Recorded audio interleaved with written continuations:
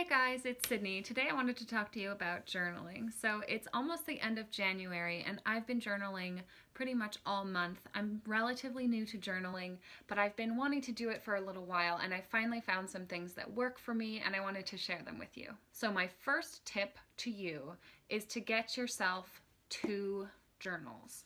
And I know that sounds really silly if you're just starting out journaling to start out with 2 of them, but it's really changed how I've been able to journal. So the 2 journals that I use are first just a regular decomposition notebook. I found this one that has these beautiful mermaids all over it.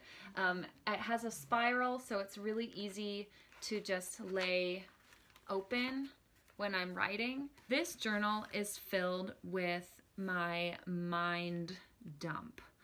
For me, it's been a way to center myself in the morning and focus my thoughts. So I'll write the date and then depending on the day, I'll just write however much I'm feeling that day. There's some days that I've written like 5 or 6 pages in the morning, and then there's some days that I've written like a sentence that says, I'm really busy this morning. I can't do this right now. Sorry, can't talk.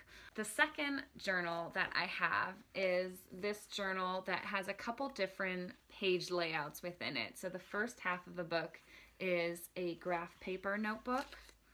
The center of the book has a dot matrix bullet journal style notebook, and then the end has lined pages. So I'm using this as a sort of bullet journal. The beginning graph paper pages I'm using for my weekly planner that I'm drawing out. The bullet matrix part I'm using for more of the list that you'd find like in bullet journal guides, and kind of where I'm making overviews of different goals that I have or things that I want to be working on. In the last part of the book, I'm using this as kind of a gratitude journal, just a really small end of the day, what am I grateful for today? This has been really helpful for me. Most of the days I've been able to find something that I actually feel really happy about. Some of the days I've written down, I'm really grateful that I have the ability to feel sadness because it means that I am complete, because I'm not just one emotion, I am all of the emotions within me, which sounds a little sad, but it's really good just to thank your life for what you have. What am I taking from today that I can be grateful for? So I split my journal into those 3 sections of planner, kind of goal keeping, and then my little gratitude at the back. It takes off so much pressure if you know that this is the place that you keep all of your crazy thoughts and ideas, and then this is the place where you have a little bit more structure in your life. My second tip for you is to leave your journal out where you're going to see it. I leave mine out on the coffee table, so every day in the morning when I go out and I make my tea and I sit down and it's there waiting for me like a homework assignment or something that I can't ignore it. It's sitting there right in front of me and it gets me to open it up. Seeing it every day has been really helpful in keeping with it. If I keep it in my purse or carry it around with me, I'm just not as likely to write in it because it's not out staring me in the face telling me that I need to write in it today.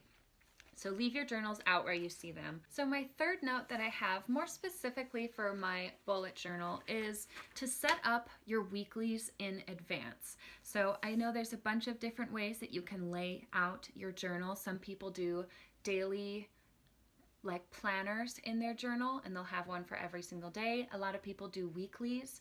I found that a weekly that's just like a single page works the best for me. And what I did was at the beginning of the month, I did all 4 weeks of January.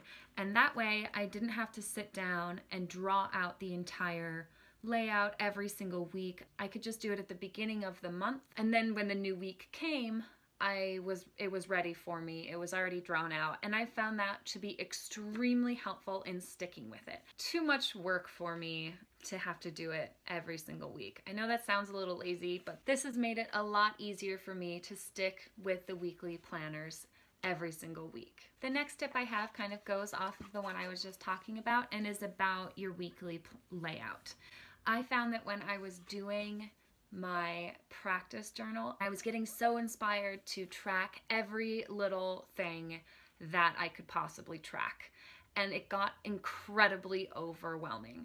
So what I've done is I've stepped way, way, way back. I'm not getting like into really, really specific. I found that this is a little more gentle for me. If I don't do that thing that day, it's not like 5 different boxes that I haven't checked off. It's just one little box that I have checked off. For me, having these broader daily trackers has just made it a little easier for me to keep up with it. You don't want to track things that are going to discourage you from using your journal.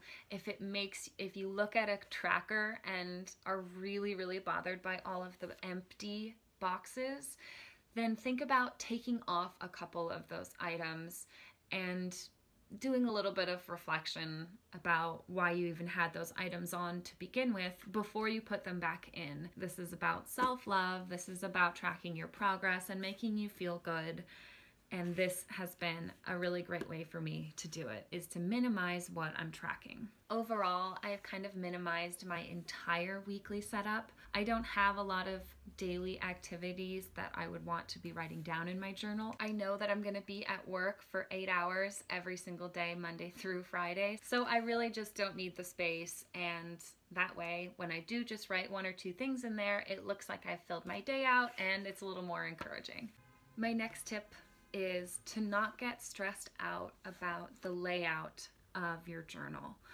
Now, this was the hardest thing for me to do, was really let go of that idea that it's going to be beautiful and perfect. Know that it's okay for this to look messy, and it all ends up looking cool from far away, even if it is a little messy.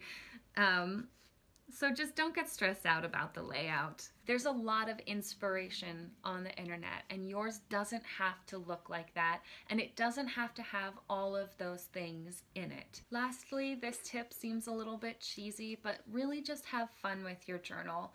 You shouldn't be doing it because you feel like you should be journaling. You're not journaling for someone else. This didn't have to be something that was really gorgeous, that was going to be plastered up on my wall, that like everybody that came into my house was going to see my journal and look at my pages and see that my lines weren't straight. Knowing that this is something that I'm doing for myself, and then actually feeling the benefits of doing it regularly and feeling the benefits of having a place to keep your thoughts. So those are some of the tips that I've found really helpful in starting my journal and sticking with it for an entire month.